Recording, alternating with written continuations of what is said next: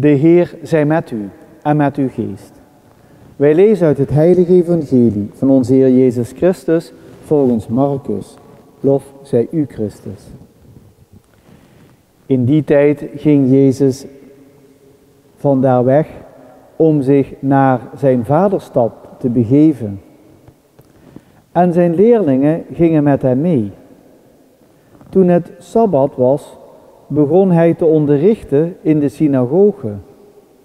De talrijke toehoorders vroegen verbaasd: waar heeft hij dat vandaan? En wat is dat voor een wijsheid die hem geschonken is? En wat zijn dat voor wonderen die zijn handen verrichten? Is dat niet de timmerman, de zoon van Maria, en de broeder van Jacobus en Jozef en Judas en Simon? En wonen zijn zusters niet hier bij ons? En ze namen er aanstoot aan. Maar Jezus sprak tot hen: een profeet wordt overal geëerd, behalve in zijn eigen stad, bij zijn verwanten en in zijn eigen kring.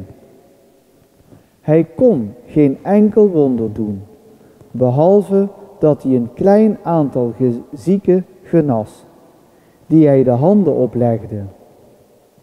Hij stond verwonderd over hun ongeloof.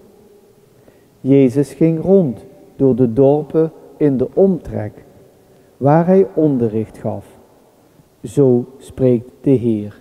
Wij danken God. Goede vrienden, hier gebeurt eigenlijk van alles in dat evangelie. Heel kort evangelie is het, maar er gebeurt enorm veel. Mensen ontmoeten Jezus.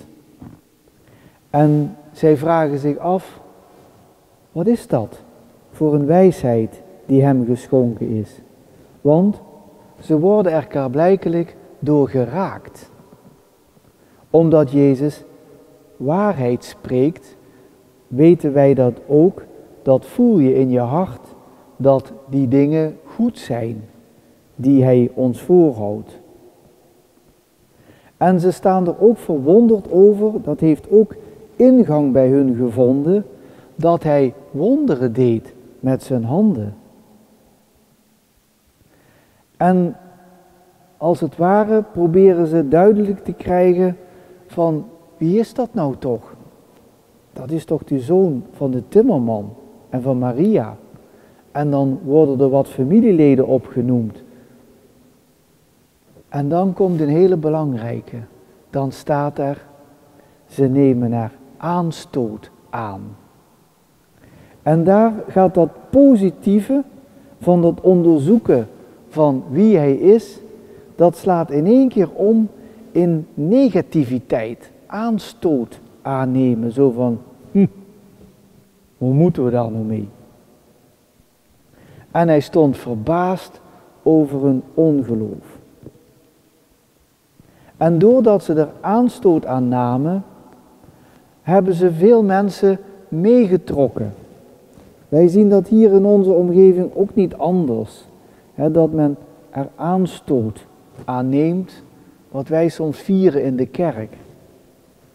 En dan zitten ze koffie te drinken en dan gaan ze daarin mee, in die aanstoot. En dat is een geweldige catastrofe, want dan staat daar zo mooi in: hij kon door die houding van dat aanstoot nemen geen enkel wonder doen. Behalve dat hij een klein aantal zieken genas, die hij de handen oplegde. Een klein aantal zieken die klaarblijkelijk niet meegingen in die aanstoot. Dat zijn die mensen die ook bij ons zo zeggen van: zet ze maar door, ik trek er me niks van aan. En die mensen kon hij dus helpen. En hoe vaak verlangen wij niet, ook in ons eigen leven, dat het tegenzit, dat we graag een situatie veranderen, dat we van ziek gezond willen worden, dat we van ruzie vrede willen hebben. Maar als wij er aanstoot aan nemen, dan kan Jezus geen wonder in ons leven doen.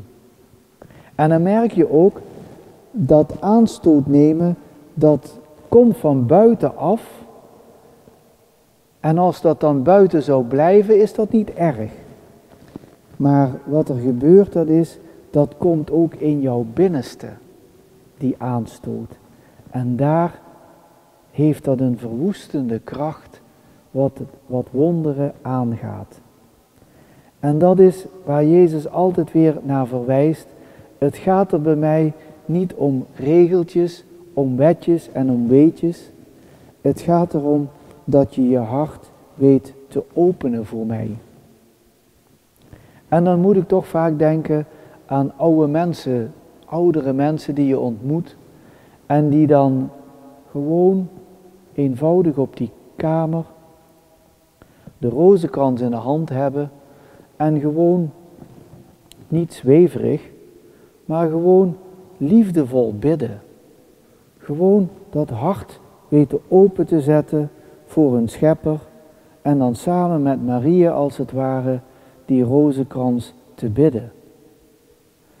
En dat overwint alle aanstoot. Laten wij er oprecht altijd weer opnieuw voor bidden. Want die mensen om ons heen die aanstoot aan ons nemen of aan God. En dat denken dat je verantwoordelijkheid moet nemen in je leven. Dat hun aanstoot geeft. Laten we daarvoor bidden dat die mensen dat mogen overwinnen. Want ze zijn zich niet bewust wat voor consequenties dat kan hebben. Aanstoot nemen aan iemand die er juist voor is om in jouw leven een wonder te laten plaatsvinden, zodat ook jij mag geloven in dat eeuwige leven. In dat eeuwig leven wat een uitdrukking is van eeuwige liefde die God de Vader voor ons heeft. Amen.